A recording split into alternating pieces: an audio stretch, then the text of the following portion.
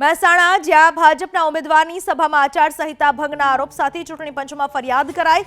ફરિયાદીએ દાવો કર્યો કે ચૂંટણી સભામાં અવધ કિશોર મહારાજે મંદિરના નામે ધર્મ આધારિત ભાષણ કરી ભાજપને મત આપવા અપીલ કરી।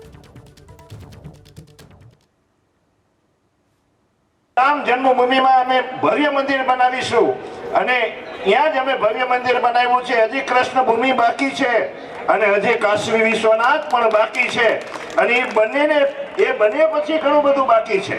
એટલા માટે થઈને આખી સૃષ્ટિના મૂળમાં સૃષ્ટિનું નિર્માણ બ્રહ્માજી કરે છે અને બ્રહ્માજી જેના ઉપર બેઠા છે એ કમળ ઉપર બેઠા છે।